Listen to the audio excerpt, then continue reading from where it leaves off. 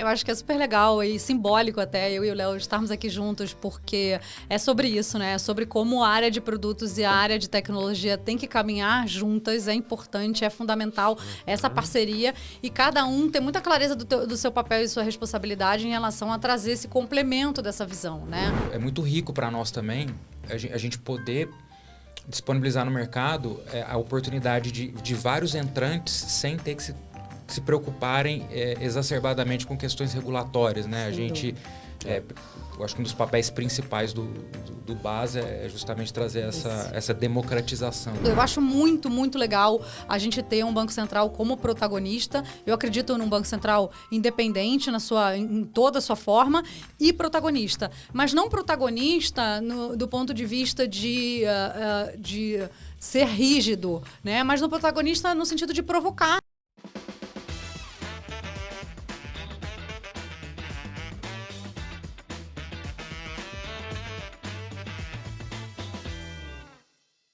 Olá, estamos aqui iniciando mais um super episódio do nosso Café com BAS. Hoje, muito especial, temos convidados aqui incríveis. Antes, meu co-host.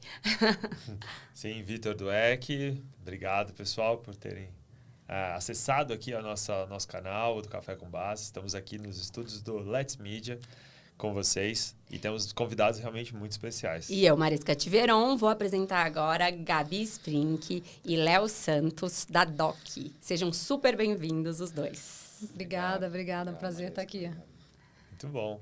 Pessoal, a gente convidou vocês justamente para a gente explorar um pouquinho aqui, não só a questão DOC, questão profissional, mas conhecer um pouquinho mais sobre vocês, visões sobre vocês, né? A DOC, acho que dispensa um pouco comentários, né, de que é a DOC, de qual que é a importância da DOC no ecossistema financeiro como um todo.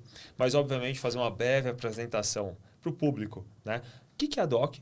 Né? O que a DOC vem fazendo, o que a DOC fez, o que a DOC faz, o que a DOC vem fazendo, né? A história é bem breve. Aí, se vocês puderem contar um pouquinho para a gente sobre isso, é bem rico, é bem experiência, uma experiência que acaba sendo muito diferente para nós. Legal, boa. Vou me apresentar primeiro, né? Sim. Acho que é importante aí. Não sei se todo mundo já me conhece, claro que não. Então, Gabi Sprink, carioca, radicada aqui em São Paulo há 25 anos, mas muito feliz aqui de estar em São Paulo, adoro São Paulo. Trabalho no mercado financeiro, sou economista com MBA em marketing, trabalho no mercado financeiro minha vida toda e cheguei aqui na DOC há 5 meses. 5 meses para fazer parte aí, junto com o Léo, do time da DOC. Sou CBPO hoje da DOC, então cuido das áreas das BUs, das áreas de negócio e das áreas de produtos aqui. Estou muito feliz de estar aqui. Acho que a gente vem incrementando, né, os produtos e serviços da DOC. Então, cheguei para trazer um pouco mais de conteúdo, metodologia. Acho que a gente vai falar bastante sobre isso aqui na nossa próxima hora junto com vocês. Bom, eu sou o Léo Santos, sou mineiro, sou analista de sistemas. Eu acho que tem uma veia empreendedora muito, muito forte em mim. E trabalhei também no segmento financeiro. Trabalho no segmento financeiro desde 99. A primeira vez foi lá na Policara, a primeira vez que eu tive contato com uma transação de POS usando ISO 8583. Então, desde então, venho trabalhando no mercado financeiro, de serviços financeiros. Passei por algumas empresas não financeiras. A minha vinda para São Paulo foi para trabalhar na Gradiente, famosa Gradiente, né? Hoje não é tão conhecida pelos mais novos, mas já foi bem conhecida, né? Eu tive meu primeiro Gradiente. Olha aí. Eu tô denunciando. Gente, Eu tô denunciando. não é? E ele era colorido e era o máximo, tinha até um microfone. Então, eu vim para Acho que São foi daí Paulo. que eu comecei a gostar de microfone, pensando bem. Olha aí. E agora eu tô aqui nesse podcast. Então, eu vim para trabalhar na Gradiente em 2001, vim em janeiro de 2000. Cheguei em São Paulo no dia do aniversário da cidade, dia 25 de janeiro de 2001. Então, estou aqui desde então. Nossa, bom. Passei por algumas empresas não financeiras, como a Gradiente, por exemplo, mas depois quase todas foi no segmento financeiro, serviço financeiro. Em 2012, fundei a Vale Presente, né? Fui um dos fundadores da Vale Presente. Então, depois disso, passei por e-commerce, passei pela Cato, pela Zup, onde a gente se conheceu. E estou na DOC há 2 anos e meio. E lá você é responsável Sim, sou responsável pela área de tecnologia, sou CTO da empresa. Muito legal. Há 2 anos e meio. Até uma curiosidade, ela estava contando pra gente. Como ele também é um profissional amador em Autorama. Né? Por favor. Sou bem apaixonado pelo Autorama, né? Então, São Paulo tem muitas pistas, então sempre que dá um tempinho eu vou visitar, vou fazer competição. Tem planos de ir para o Mundial no ano que vem. Olha então, que legal. Ninguém, E o filho vai sabe junto? disso, quase. Leva o filho junto? Não, pior que ele não. É muito difícil competir com os aparatos digitais, né? Com o YouTube, com o tablet. Sempre que eu posso, eu tento arrastar ele. Nem fala, é difícil. Eu estava pensando que ele ia dizer que era muito difícil competir com criança, porque tinha na algum pista risco, ali, hazard, exato, né? Então, não, isso aí também temos aqui. É que o Autorama é algo muito analógico, né? O carro sai da pista, você tem que sair de onde você está, ir lá, colocar de volta. Não é um botão de reset que vai começar de novo. Mas olha só como a competição não é justa, né? Como isso é algo da geração mesmo, né? A geração eu era apaixonada por Autorama e carrinhos de Matchbox, né? Olha eu acho que só. assim, eu brinco que o meu pai foi o primeiro feminista que eu conheci, mesmo sem existir essa história de feminismo quando eu era pequena. Porque eu adorava carrinho e ele sempre me estimulou e a gente brincava muito de Autorama, gente. Era maravilhoso. E é isso, né? Tão legal você pegar o carrinho, botar na pista, fazer, olhar a dinâmica, né? Mas hoje acho que a gente vem perdendo mesmo para os eletrônicos. O mundo físico. A gente vem, a criança, ela já vem, né? O digital competitivo demais, né? Ela já nasce com o celular quase na mão, com uma tela muito próxima, né? Mas gera uma curiosidade muito grande da criança, né? Eu sou pai, tenho uma menina de 6 anos. E gera uma curiosidade quando eu falo das nossas brincadeiras, né? O que a gente fazia como era criança. Eu era colecionador de carro, né? De carrinhos, né? Eu tinha vários, tinha mais de 200 carrinhos. E eu de papel pequeno. de carta. Eu também colecionava papel Meu Deus, de carta. papel de carta, imagina. Papel de Isso carta. é museu, né? Você sabe que eu estava comentando, eu faço no meu tempo livre, infelizmente não tenho esses dons, mas eu mentoro, né? Pessoas. Eu gosto de mentorar e gosto muito de ler. E aí eu estava comentando com uma das pessoas que eu mentoro que a gente falando sobre empreendedorismo, né? E os tipos de empreendedorismo. Não existe só o empreendedor que abre o seu próprio negócio, né? Existe o intraempreendedor. Eu me defino muito como uma intraempreendedora. Eu gosto de empreender dentro das empresas, né? Eu também. Mas você sabe que eu refletindo sobre, falando com ele, conversando e refletindo, eu falei, gente, eu acho que meu primeiro empreendimento foi isso. Eu vendia papel de carta na escola. Tá vendo? A escola tinha uma feirinha e eles organizavam e tal, e tinha um negócio de vender papel de carta. Eu colecionava, mas eu também vendia. Olha, tá vendo? Já tava a veia ali, né? Como pode, porque né? o empreendedor, ele nasce, eu não acho que ele escolhe. Porque é difícil a vida do empreendedor. Difícil. Seja intra, seja, né? É difícil no Brasil, especialmente. Eu acho que a gente nasce, tá vendo? Você tá uma prova aí, lá desde pequena já pôs papel de carta para vender. Os incentivos para o empreendedor realmente são baixos aqui. Então tem né? que gostar, né? A gente está mais na cultura, talvez, de ser o funcionário, né? De estar realmente como funcionário.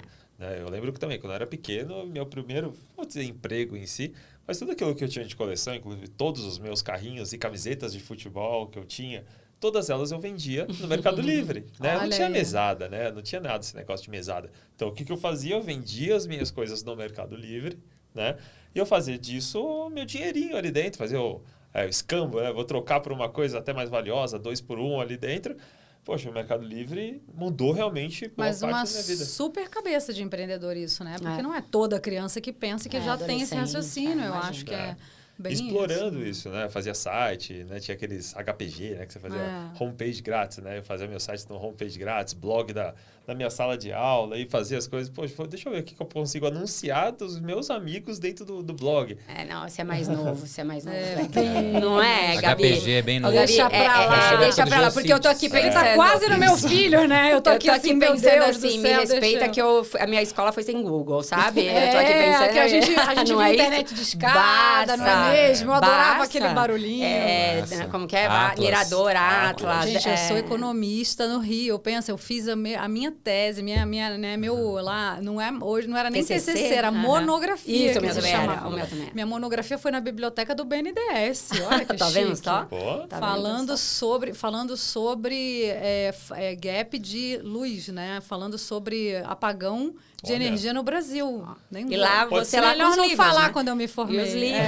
Eu e os livros. Mas pode ser isso recente, né? Isso é um assunto que traz Sobre apagão, né? sobre O apagão. tema tá atual, mas a forma não. foi um modelo preditivo e pensa, de quando eu estudei economia. Então, de novo, eu acho que visionária, pegou um tema visionária, que- né? Totalmente, Pois é. totalmente.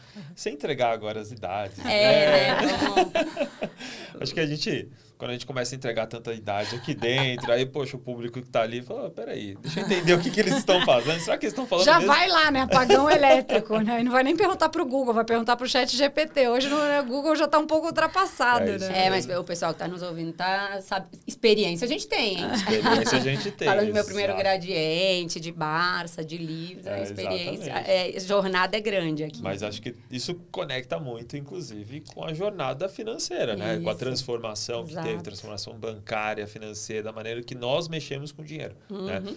Plano Real, né? Comemorou seu aniversário aí de 30 anos, né? Recentemente. Então, teve toda essa mudança desde o Plano Real até agora, até antes em si.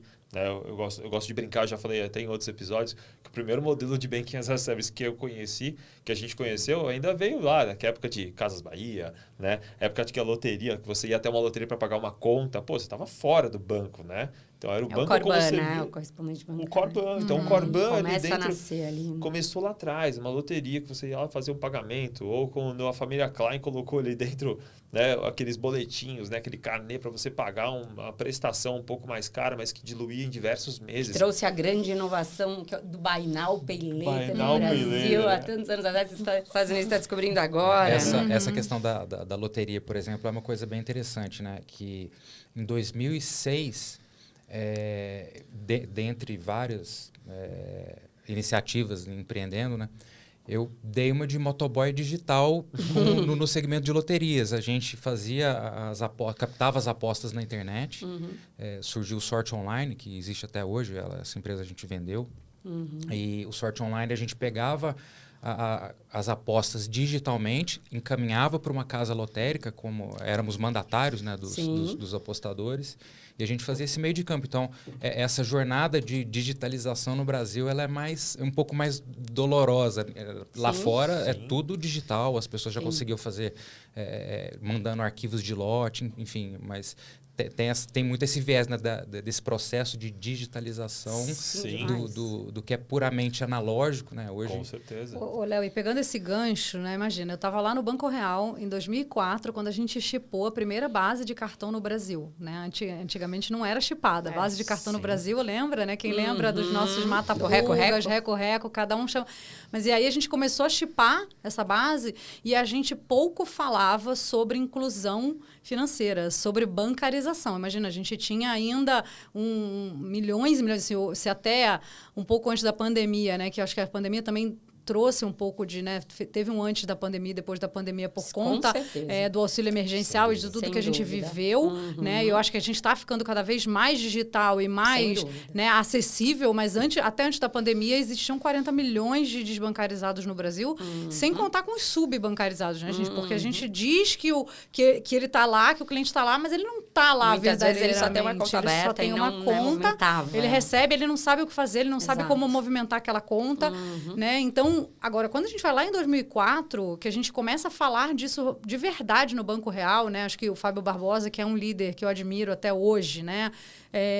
CEO da Natura hoje, mas ele trouxe uma verdade para os bancos que não existia. Quando a gente falava sobre ganha-ganha, sobre visão cliente, sobre entender o mercado, sobre como que a gente vai chegar mais longe com uma série de produtos e serviços, a gente era meio taxado de maluco, né? E a gente só era visionário. Talvez ele enxergasse algo que a gente, né, que a maioria das pessoas não conseguisse enxergar. Mas como foi uma jornada, quando a gente olha, isso tem 20 anos, e aí quando você olha para trás e fala, o que aconteceu em 20 anos? É verdade. E o que a gente conseguiu fazer em 20 anos com o mercado brasileiro, que hoje é referência no mundo. Incrível, estamos na vitrine, né? O Pix trouxe muito também isso à tona, né? É um case que acho que escancarou mais isso, né?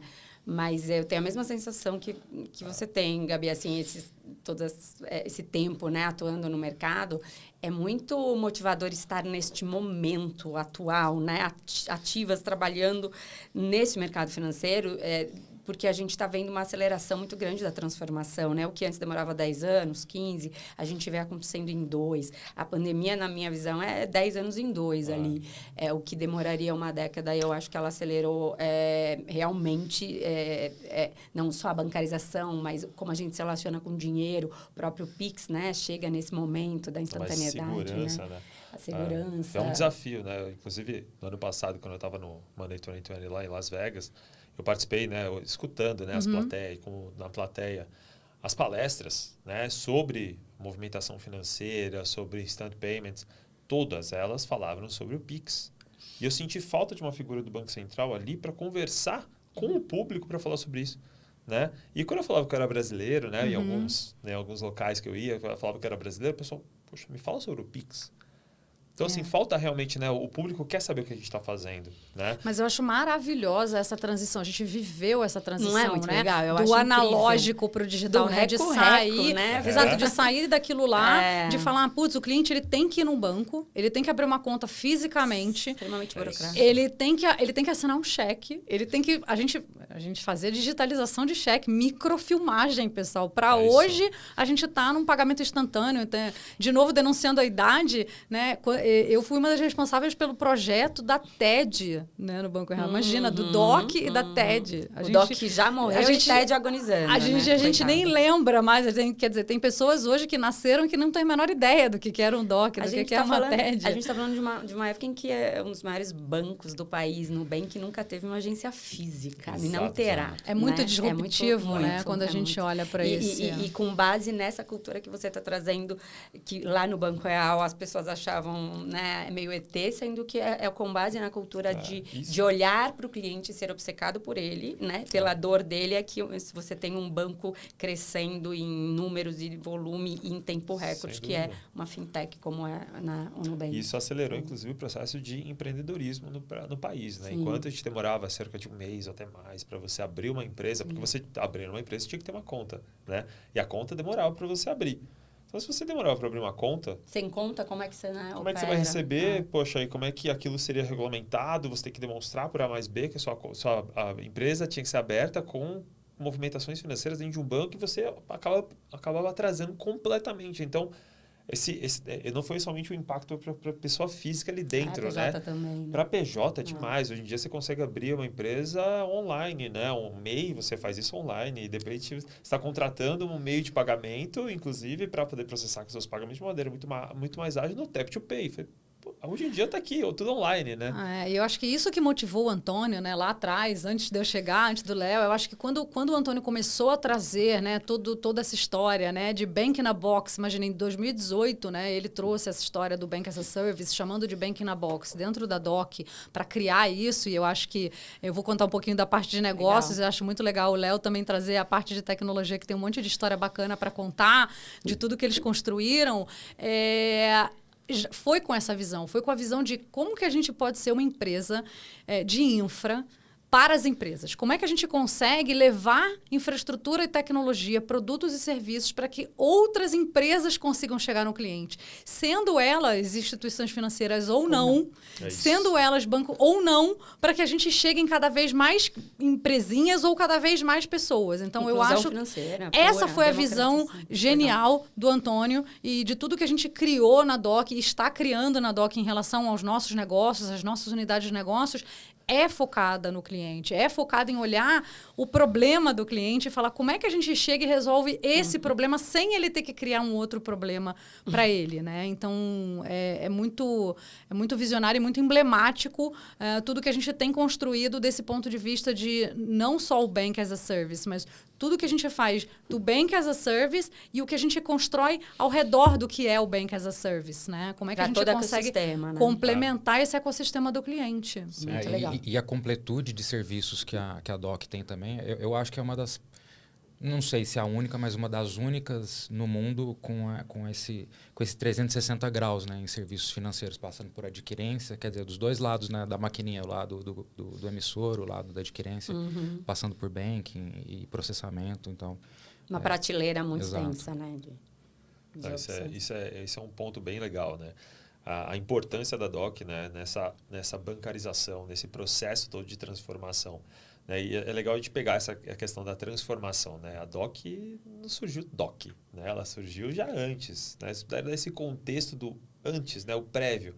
E aí acompanhando, né? BPP, Conductor, né? Toda essa estrutura, essa junção, esses M&As que surgiu realmente hoje o que é a Doc. Né? Então, a Doc ela tem importância em si, não porque ela surgiu assim do nada, mas porque se olhou essas verticais de negócios diferentes, essa junção, a importância dessa junção.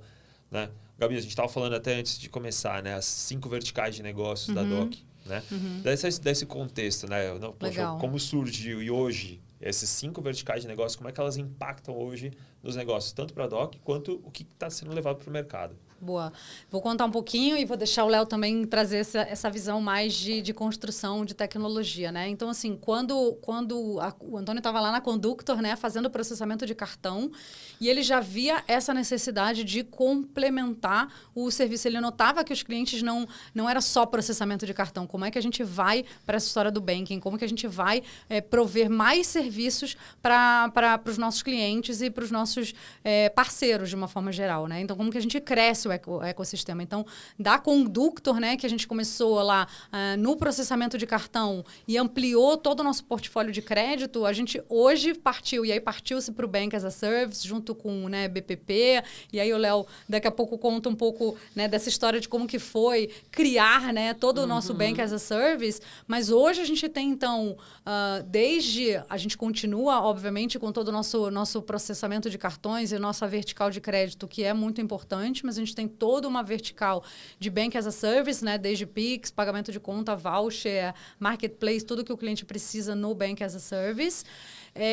Nossa vertical de adquirência, né? Que ainda pouca gente conhece, mas a gente espera fazer um movimento mais importante aí no mercado nos próximos meses, para o ano que vem, para que a gente quer muito acoplar o serviço de adquirência com os outros serviços, principalmente o nosso serviço de Bank as a Service. A gente quer... A ideia aqui não é se tornar uma adquirência independente e competir com as grandes adquirências do mercado, mas sim entregar uma solução que complemente um produto ou um serviço dos nossos clientes. Então, por isso que é tão importante acoplar com o nosso serviço de banking.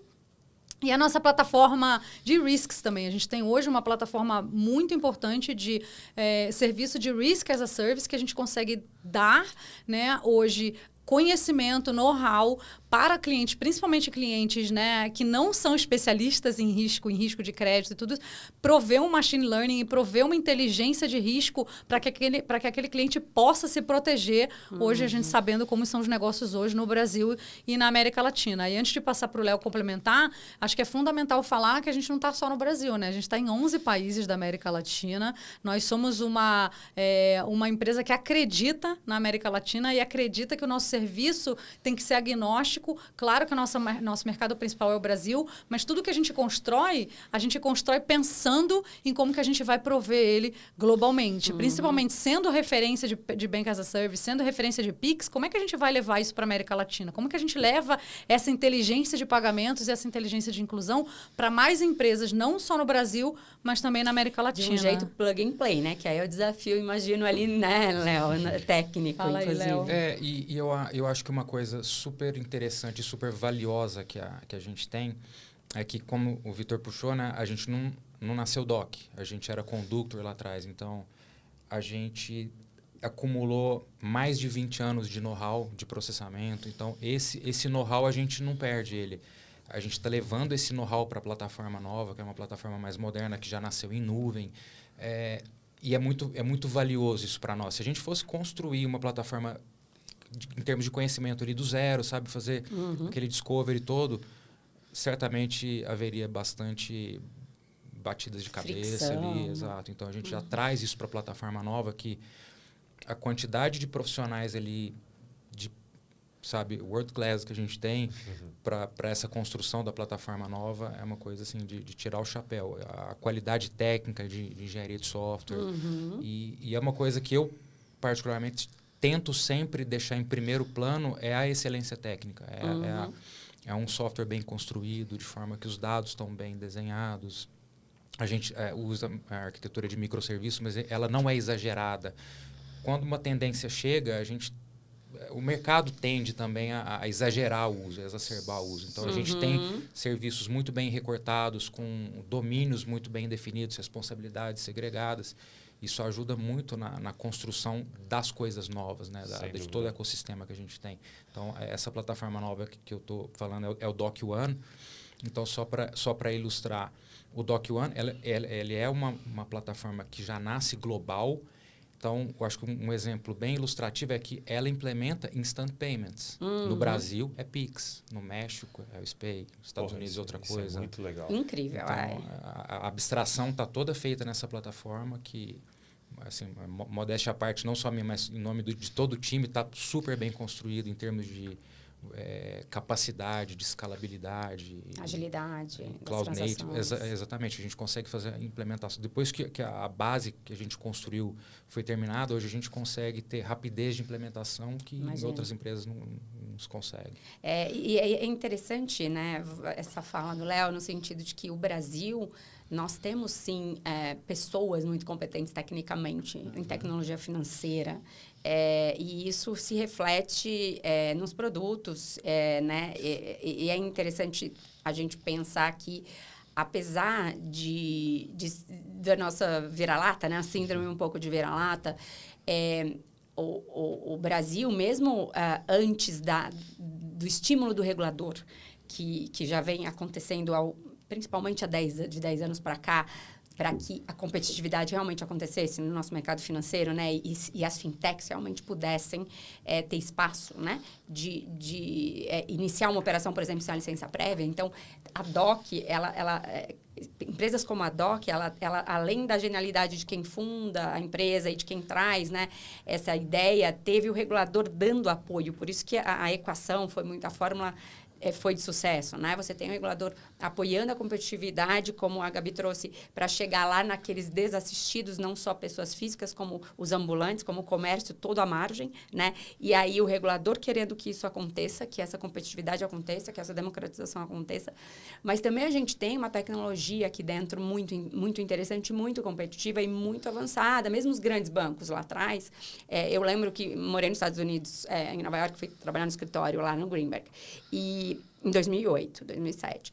E o meu relacionamento com o banco ali, eu recebia, né, o salário ali, era bem atrasado, se eu fosse comparar com a minha conta aqui em dos grandes bancos que eu tinha em 2007, 2008. Então, eu gosto de lembrar que não é nem de hoje que a gente já tem uma tecnologia financeira interessante, sim, o Brasil já tinha, porém agora, com esses últimos anos, com todo esse incentivo de fintechs, de tecnologia, de disrupção, e o regulador ainda criando um produto ou um arranjo, que é o Pix, que a gente está para fora, né? Na vitrine, sendo realmente referência. Não, né? E é muito incrível quando a gente fala disso, de ser benchmark. Além de ser incrível da gente ser benchmark, né? Porque eu acho que é um pouco a gente essa história, né? Da gente ser um pouco underdog e tudo. A gente já é benchmark negativo de tanta coisa, então quando a gente é positivo, a gente fica um pouco mais feliz, né? Mas com o coração um pouco mais quentinho. Mas assim, eu trabalhei muitos anos com adquirência, né? Com produtos de adquirência, com BUs e negócios de adquirência. E numa dessas experiências, a equipe minha equipe, eu ficava com a BU de negócios e a minha equipe de desenvolvimento não ficava no Brasil. E aí me entregaram uma maquininha, né, com aprovação, com tempo de aprovação de 8 segundos.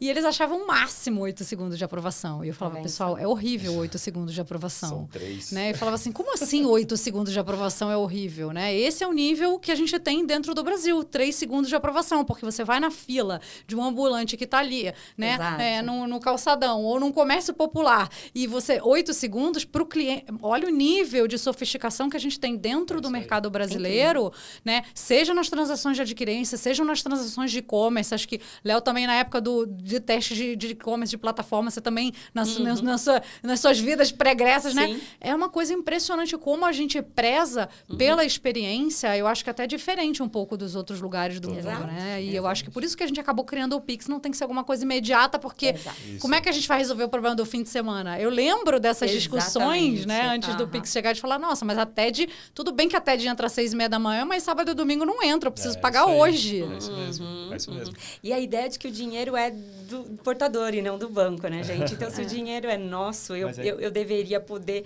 movimentá-lo imediatamente, instantaneamente, quando eu quiser. Eu não tenho que pedir licença ou esperar 3 dias para que isso aconteça. Dinheiro é meio, dinheiro não é fim. O dinheiro não tem que ser um evento, é lidar com ele. E essa mudança toda essa mentalidade toda. A mentalidade toda tem da sociedade, mas teve o puxão também do próprio Banco Central nesse sentido, né? Colocando o usuário no centro, né? Maravilhoso, eu acho muito legal, né? Do Open Finance, que ainda está bem, né? Bem ainda embrionário, bem né? Se a gente comparar. Né? Então, o que vai ainda surgir também do Open Finance, né? Do que está vindo pela frente. Hoje já se fala, inclusive, o Pix está um pouco demorado, né? Você tem que fazer uma jornada toda até pagar o Pix, tem que ir lá na minha conta e imprimir aquele QR Code, ou pegar o copia e cola. O pessoal já está pensando e já está online, inclusive, né? Com o próprio aplicativo da Nó, né? Fazendo ali o Pix automático, o Pix inteligente aqui, em que ele faz ali a atualização do saldo dele e já está com o saldo, né, direto na conta. Então, fica muito mais fácil o processo de pagamento em si. E cada vez mais a gente vai perceber isso mais ágil, né? Na própria agenda, né, do Banco Central, que surgiu esse mês agora de julho, falou-se, inclusive, do Pix por aproximação. Ou seja, a gente está criando mais uma nova vertical de negócios. E quantas novas empresas devem surgir com isso também, né? Quantas novas verticais devem surgir com isso? E, obviamente, isso passa por plataformas de Banking as a Service, né? A DOC está preparada para isso, né? Pelas pelas inovações, pelo que vem pela frente, é um desafio, né? Para vocês dois, principalmente, produtos e tecnologia, relacionar isso tudo, né? E aí vem um ponto que eu estou tentando pegar aqui dentro também, que é a questão regulador, tecnologia, produtos, né? Como é que vocês estão se organizando? Como é que a DOC e vocês estão se organizando? Que eu acredito que, enfim, vocês devem trocar figurinha o tempo inteiro ali dentro, né? Dentro de chats internos da empresa, vocês devem trocar figurinhas ali o tempo todo, né? Como é que é essa interação? Assim, mostra pra gente assim, como é que funciona essa interação. Antes de começar a gravar, a gente estava falando disso antes de começar a gravar. Eu acho que é super legal e simbólico até eu e o Léo estarmos aqui juntos, porque é sobre isso, né? É sobre como a área de produtos e a área de tecnologia tem que caminhar juntas. É importante, é fundamental essa parceria. E cada um tem muita clareza do seu papel e sua responsabilidade em relação a trazer esse complemento dessa visão, né? Não adianta eu querer programar e eles quererem falar de go-to-market, mas é tão importante a gente estar o tempo todo junto. E em relação à regulamentação, Banco Central de uma forma geral, eu realmente acho sensacional. Eu acho muito legal a gente ter um regulador que não só olha, né, para, como é que eu vou dificultar a vida aqui do consumidor? Eu acho que tem essa parte chata, eu sou economista, então, infelizmente, tem a parte chata de olhar e falar, precisa aumentar aqui, precisa aumentar ali, precisa recuar aqui, né? A gente tem uma série de, né, e quanto mais globalizado a gente fica, mais sério fica essa questão, mais sério fica esse problema. A gente começou a ter problemas que a gente não tinha antes da globalização, essa que é a verdade. Estava escutando até hoje um jornalista esportivo falando sobre o fim de por que a seleção brasileira não é mais, né, a seleção que todo mundo almeja, é a globalização, gente, né? Porque hoje os caras têm muito mais dinheiro do que a gente e conseguem treinar os meninos na base e a gente não. Então, a seleção brasileira que tinha só as joias e tal, agora, né, quem tem as joias é quem tem mais dinheiro. Então, a globalização, às vezes, não só ajuda, né? Mas, falando de regulamentação e falando um pouco de mercado, eu acho muito, muito legal a gente ter um Banco Central como protagonista. Eu acredito num Banco Central independente em toda a sua forma e protagonista. Mas não protagonista do ponto de vista de ser rígido, né? Mas no protagonista no sentido de provocar, de fazer provocações necessárias para que o mercado se autorregule e que fique cada vez mais competitivo, que fique cada vez mais inteligente, que olhe para esse cliente, que debata, né? Eu acho que existem grupos de debate hoje dentro até com a anuência do regulador, que não existia 10, 15, 20 anos atrás. Então, é muito legal você ter gente né? Os advogados, né? Então, tinha sempre assim, essa classe aqui, ou essa classe aqui, ou a gente vai numa Abex, ou a gente vai na Bel, ou a gente vai... Não, cara, vamos trazer os advogados. Não tem ninguém contra ninguém. As pessoas estão a favor do negócio. Como que a gente consegue dialogar? Então, eu acho que o regulador ajudando a dialogar e trazendo todo todos os stakeholders para a mesa, eu vejo isso de uma forma muito bacana. E a gente aqui dentro da DOC tenta fazer meio que algo parecido dentro do nosso ambiente. Então, eu, quando cheguei aqui para reestruturar a área de produtos e trazendo um pouco dessa visão de cliente, porque eu sou cria do Banco Real, então sou obcecada pelo cliente, é muito nesse sentido, nesse aspecto de como é que a gente consegue aproximar, né, a área de engenharia, a área de produtos, a área comercial, todo mundo para olhar para essa forma e nos antecipar. Então, quando a gente olha, a gente segue o regulatório do PIX, né, e tem lá, né, toda a regulamentação e todas as datas, mas a gente tem hoje dentro da DOC pessoas olhando já para frente e olhando, legal, agora, por exemplo, a própria regulamentação que foi adiada do PIX parcelado lá para 2025. Tá bom, mas será que a gente precisa esperar 2025 ou a gente consegue ir planejando junto com a engenharia algo que a gente já possa entregar? Ah, mas pode ser que mude até junho de 2025. Sim, mas se a gente vai entregar algum produto, algum serviço que hoje pode gerar competitividade para os meus clientes e que não me impeça de fazer nada irregular ou que eu não vou estar burlando nenhum tipo de lei, de regra, por que eu não posso entregar agora? Então, a gente tem grupos de estudo o que a gente tem feito muito trazer diálogos dentro das áreas, né? Produtos, marketing, operações e tal. E aí, sim, desafiar nossos colegas de engenharia a convidar eles a pensar de uma nova forma de falar, como é que a gente pode fazer isso, né, Léo? Acho que é bem por aí. E só puxando um gancho interessante, né? A gente está falando dessa questão regulatória. É muito rico para nós também a gente poder disponibilizar no mercado a oportunidade de vários entrantes sem ter que se preocuparem exacerbadamente com questões regulatórias, né? A gente, eu acho que um dos papéis principais do BAS é justamente trazer essa democratização. Então, quando a gente fala de ambiente regulatório enfim, a Maresca já teve à frente de várias, eu acho mais de uma vez, né, à frente de regulatório, sabe o quanto é complicado. Então, essa facilidade que a gente traz, e a DOC, eu acho que é um dos produtos mais promissores que a gente tem, né? Resolver essa questão, todo esse arcabouço regulatório de risco. A parte submersa do iceberg que eu falo, né? Exato. Ela é muito pesada, né? E se uma empresa como a DOC, que entrega essa facilidade, que assume, né, essa bronca de uma certa forma, entregando, né, para aquele cliente que vai ser o responsável pela ponta da cadeia, né? E se conectar diretamente a esse consumidor, é a melhor dos mundos, né? Por isso que o Banking as a Service realmente já é uma realidade de muito sucesso, e o regulador, inclusive, está olhando para ele com muito carinho e colocando ali numa agenda que a gente não sabe exatamente quando que ela vai acontecer, mas vai ter uma regulamentação específica para esse produto, né? Tamanha importância dele, né? Então, sim, eu acho que o peso regulatório, ele fica ali com quem já consegue administrar bem e que tem experiência, que é o caso de vocês, Doc.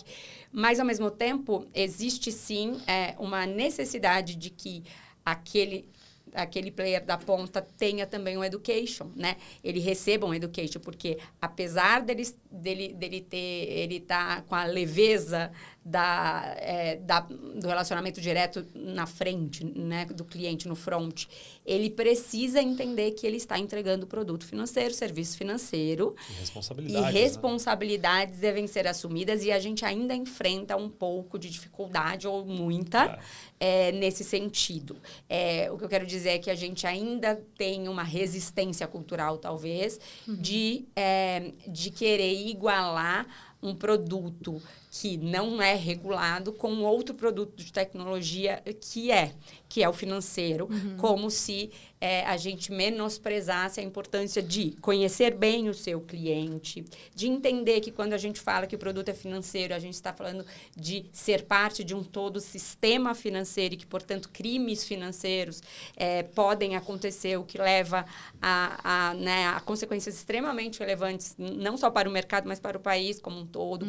A gente a gente é um país da Lava Jato, a gente é um país da lavagem, né, da lavagem de dinheiro. E eu tenho certeza que nenhum de nós gostamos desse estigma. E acho que cada um de nós, eu penso muito nisso, nós profissionais e cada player tem uma importância muito grande de lutar contra, né, a lavagem de dinheiro. Então, até pelos novos mercados, né? Esse education. E a gente tem novos mercado, mercados no Brasil que foram até regulamentados recentemente e que precisam de uma atenção especial, né? Quando o Banco Central olha para esses novos mercados, ele precisa ser atuante, né? Existe o fator, né, governamental e etc., né, o campo político, mas existe a questão do como é que eu vou, né, a questão regulamentar, né, financeira, como é que eu vou regulamentar isso daqui? Um ponto é eu regulamentar o produto, né? Outra é a questão financeira. Então, são 2 desafios aqui dentro gigantescos que a gente está tendo e que a gente está passando exatamente no país nesse exato momento. Né? Exato. Eu acho que aí existe um education, um treinamento. Eu acho que, né, o treinamento a esse player que ele não tem, talvez, uma vivência do regulado, do segmento dele, mas ele tem a tecnologia, ele tem um relacionamento com o cliente, ele sabe vender. Esse education é importante, treinamento e a entrega do as a service para ele, inclusive. E ter o apoio tecnológico por trás, né? Isso, Toda essa orquestração que a gente tem com riscos, com fraude, no momento de onboarding, momento transacional também. Então, esse as a service, né? Essa conveniência para que ele consiga, né, entregar isso. Essa orquestração toda. E o que eu acho que é muito legal e que a gente vive isso diariamente na DOC a gente tem justamente todo tipo de cliente. A gente tem mais de 450 clientes hoje conosco, né?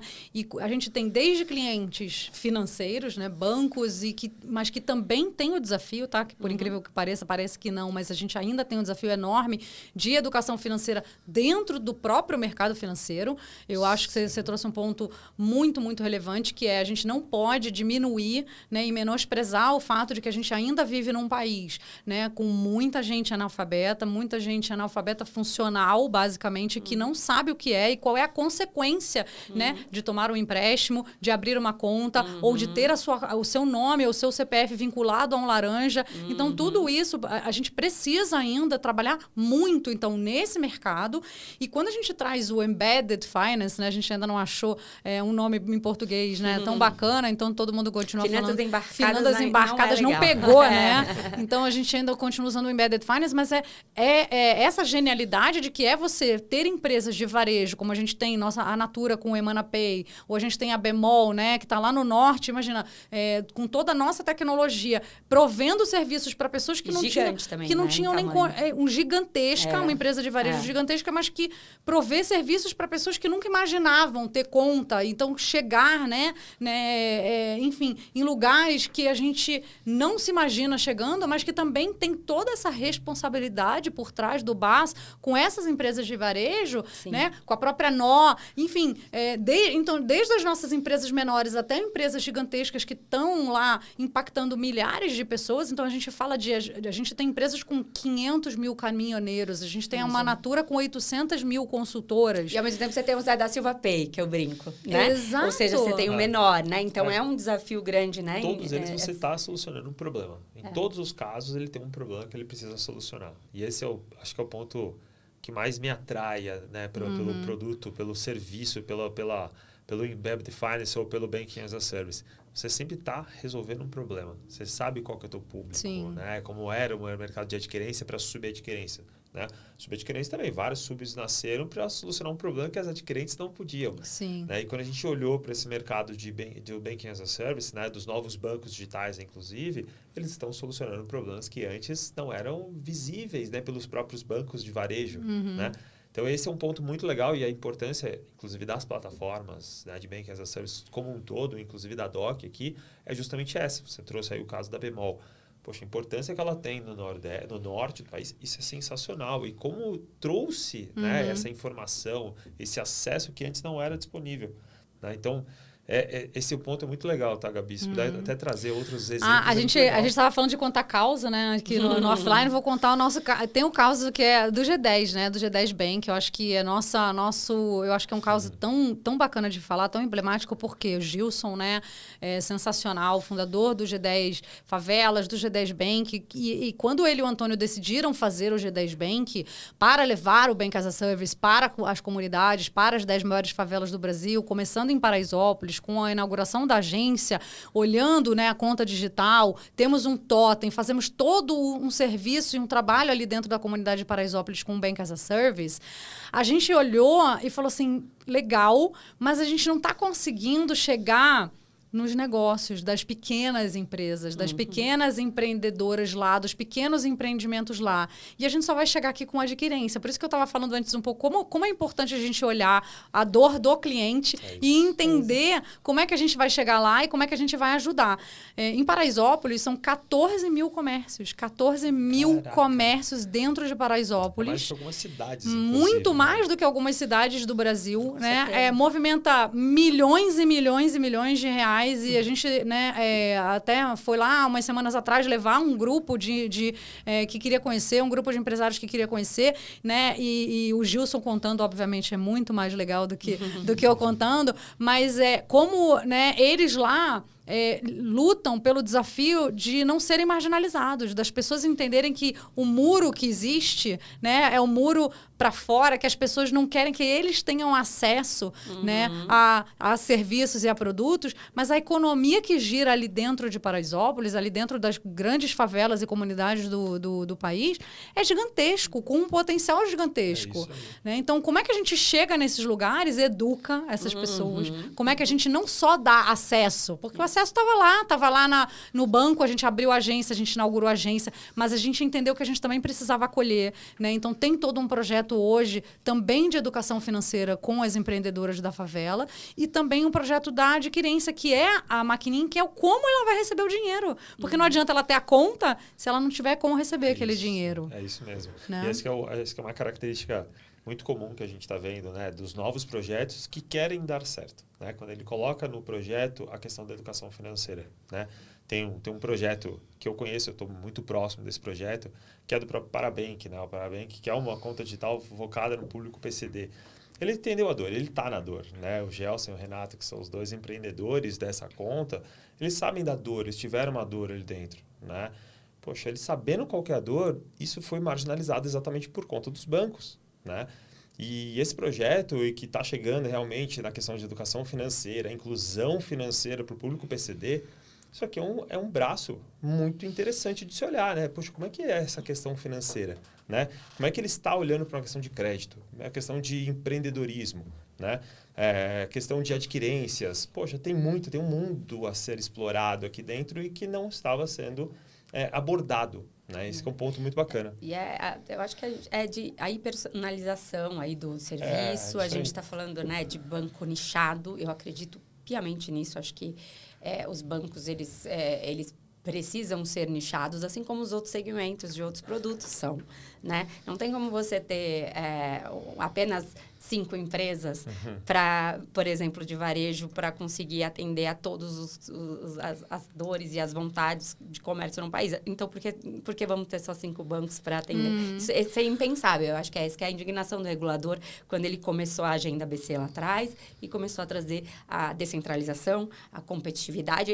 Ele é obcecado com isso, na verdade, né? Com a inclusão financeira. Isso que a Gabi trouxe, muito interessante esse projeto das favelas, das comunidades, porque a gente está falando nem de inclusão financeira, a gente está falando de dignidade financeira. Dignidade. Né? Então, humana, né? E financeira, portanto, né? Que acompanha exato. Isso, porque você fica à margem, né?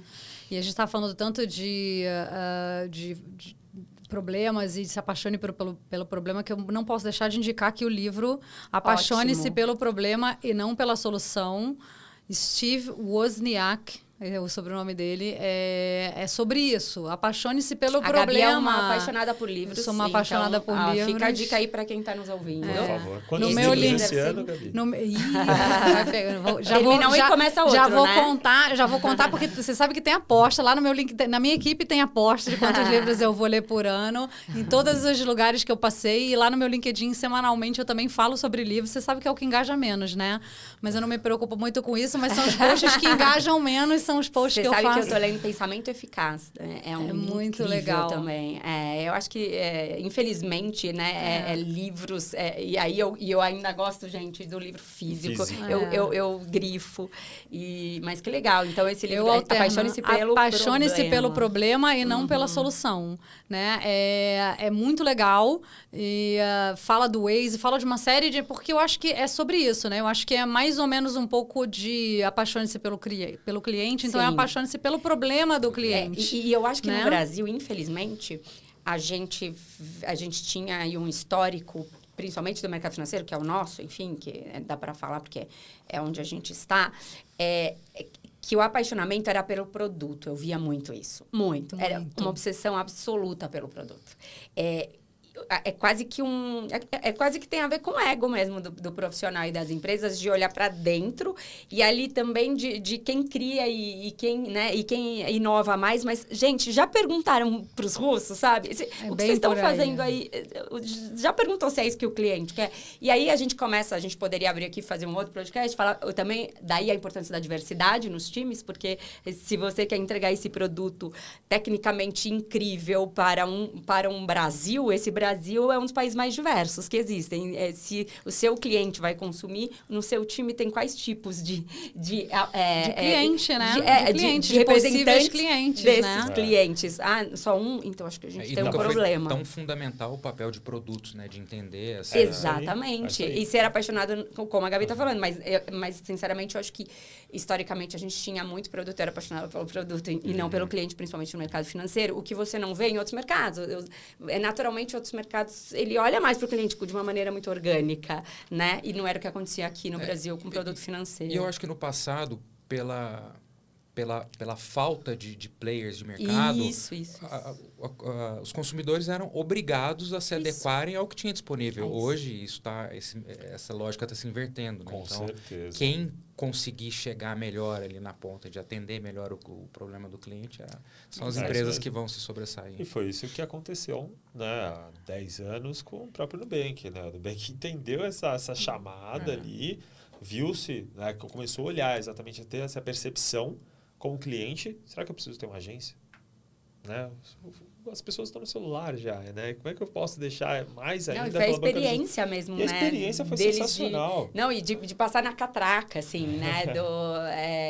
Então, do próprio fundador, né? Então, de ser estrangeiro e não conseguir abrir uma conta. Ele teve a dor. Naturalmente. Então, ele Literalmente, trouxe a dor, né? E apresenta essa dor para Cristina Junqueira, que também já tinha essa indignação, e sendo brasileira, e aí... E o interessante é que já nasceram assim, não precisaram passar por um processo de adaptação, né? Então, esses empreendedores mais novos que já estão chegando, já nascem assim, né? A gente não tem que passar por aquele processo todo de dor, de se adaptar, já está aí, né? E a bancarização já agora acontece até dentro do WhatsApp, né? Tem até agora contas digitais nascendo dentro do WhatsApp, né? Sim. Eu mesmo estou testando uma delas, eu acho a experiência bem legal, já estou no WhatsApp, né? Porque eu não movimento meu dinheiro pelo próprio WhatsApp, então tem já soluções acontecendo numa velocidade muito grande, linkadas à inteligência artificial e tudo mais. A gente vai abordar isso na questão de tendências com vocês daqui a pouco, né? Boa.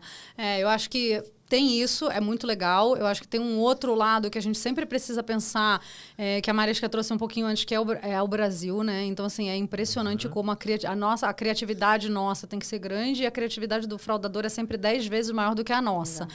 Então, eu acho que, ao mesmo tempo que a gente tem um monte de soluções criativas, a gente também precisa olhar, e eu falo muito essa frase, né? Sempre assim, se combinou com os russos, recursos, né? Assim, legal. É porque às vezes a gente cria mesmo e a gente tem uma ideia muito bacana, muito disruptiva, mas às vezes ela é tão disruptiva que o mercado ainda não está pronto para ela, né? Porque é isso. Você vai fazer. Tá, mas você já pensou? O cliente vai colocar a senha ali e vai mandar pelo link.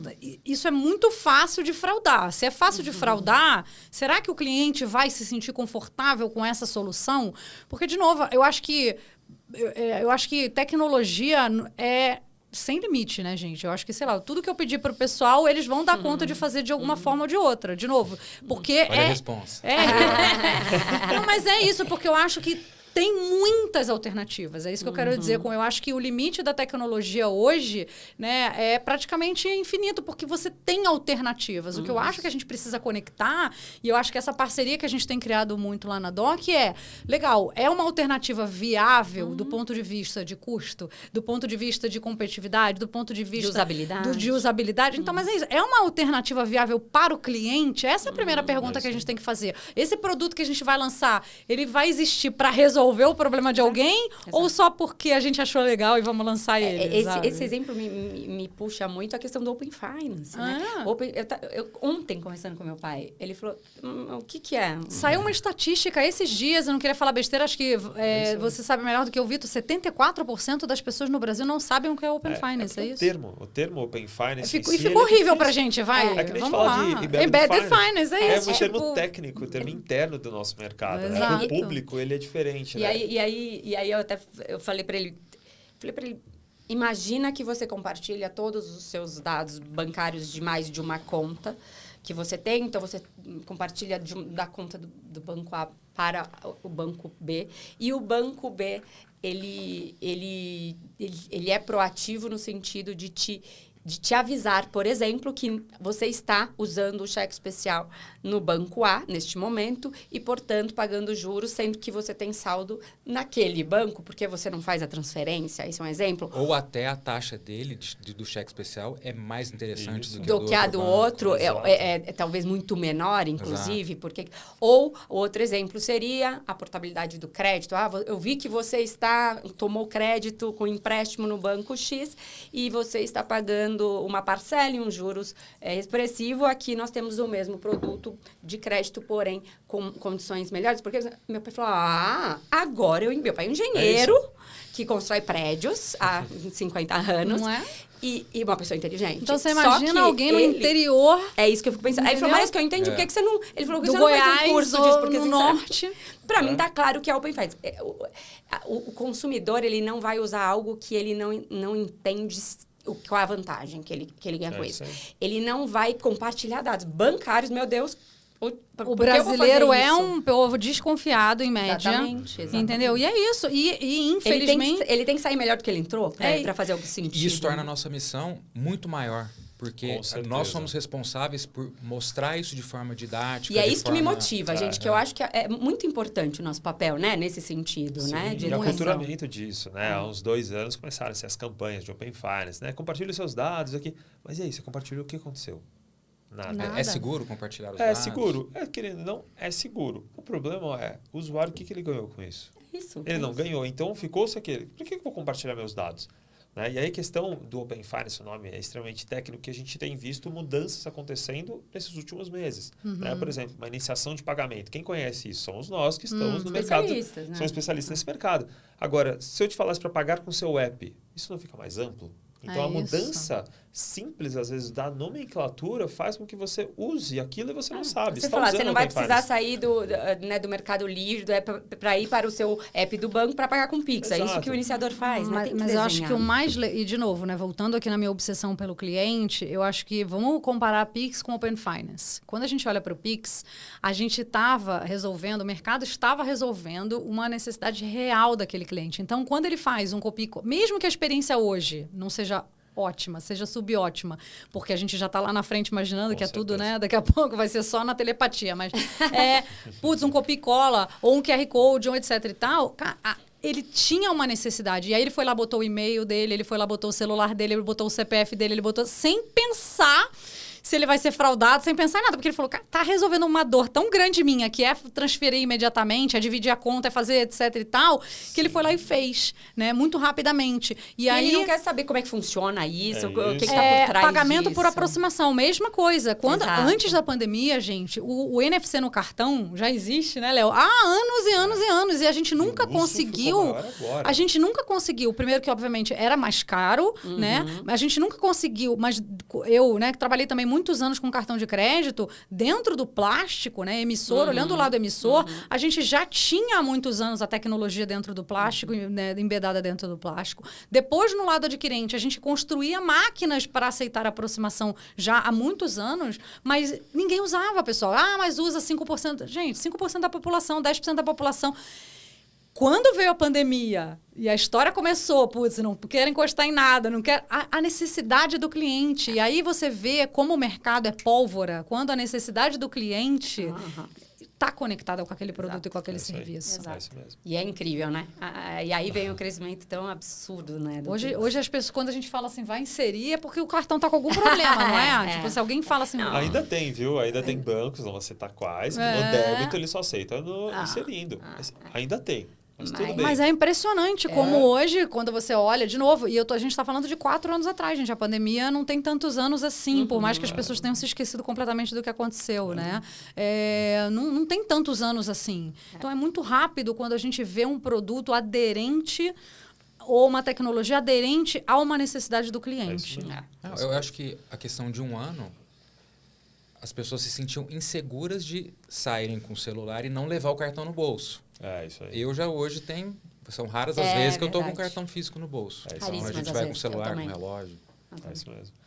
Gente, estamos nos aproximando aqui do final do nosso podcast. Eu queria muito pegar aqui algumas percepções de vocês, né?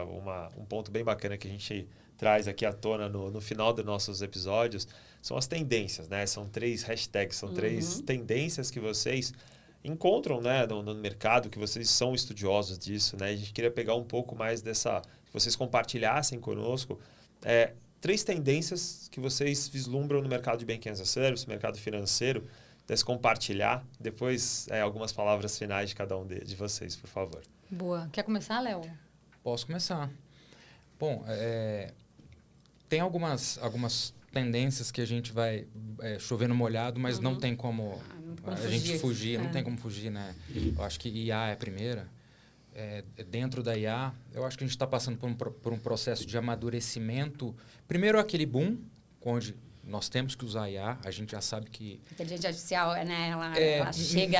Ela chegou agora no usuário comum, né? E a questão da inteligência artificial, ela me fez mudar um conceito que, na minha vida profissional toda, eu tinha ojeriza quando alguém chegava com uma solução e a gente vai procurar um problema para ela. Gente, isso tem que ser o contrário. A gente tem que olhar o problema e buscar uma solução para aquele problema. Eu acho que, né, no caso da inteligência artificial, eu mudei um pouco esse meu pensamento, porque a gente sabe do potencial dela e vamos pegar a ferramenta e analisar, olhar para dentro de casa onde aquilo pode te ajudar e ajuda mesmo. A gente está tendo prova concreta dentro de casa que isso está acontecendo. Então, a IA não tem como não ser uma das hashtags, né?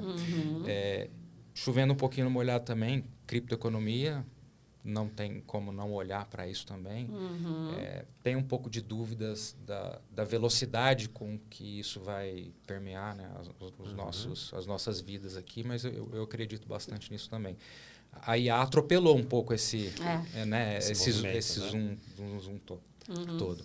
E eu acho que a terceira hashtag eu olharia para... Citou um pouquinho mais cedo aqui, hiperpersonalização. Eu acho que é uma arma poderosíssima que a gente tem de chegar lá na ponta e fazer realmente diferença. Exato. Legal. Muito bom.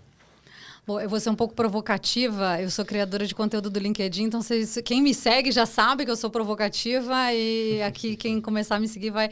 Eu vou falar um pouco de IA, mas olhando eu acho que não tem como não falar de IA, né? Mas olhando para um lado tem até uma palestra do Walter Longo sobre isso, né? Um especialista também de mercado que fala muito sobre tendências e tal. o que está por trás da IA, né? Eu acho que tem um pouco de ilusão ainda do mercado, e como toda tecnologia nova, de que a IA, primeiro, que vai resolver todos os nossos problemas, e segundo, que a IA vai fazer tudo sozinha. Ela não é tão inteligente assim, gente. As pessoas vão sumir e a IA vai assumir tudo, né? E eu acho que para você falar com a IA e para você usar essa ferramenta tão poderosa como a IA, a gente precisa de pessoas com repertório por trás. E, então, eu acho que é uma tendência, mas a gente também tem que se preocupar com quem é que está falando com a IA.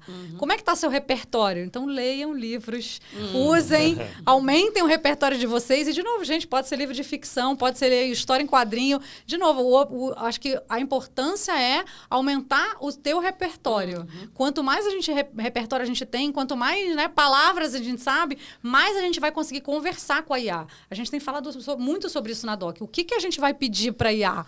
Não adianta a gente não saber. Um termo novo, né? Engenharia de prompt. Tá vendo só? É isso, e existe, tá, inclusive, hoje também tem, né? A maioria das profissões de 2030 não existem hoje, né? Então, se você não começar a abrir a sua cabeça e não fechar a sua cabeça, acho que hoje a gente tem, infelizmente, uma tendência muito, né? E eu acho sensacional, tá, gente? Redes sociais, etc e tal, mas a gente acaba ficando na nossa bolha, a gente acaba se restringindo muito ao mundo que a gente, só daquele algoritmo lá que a gente vê.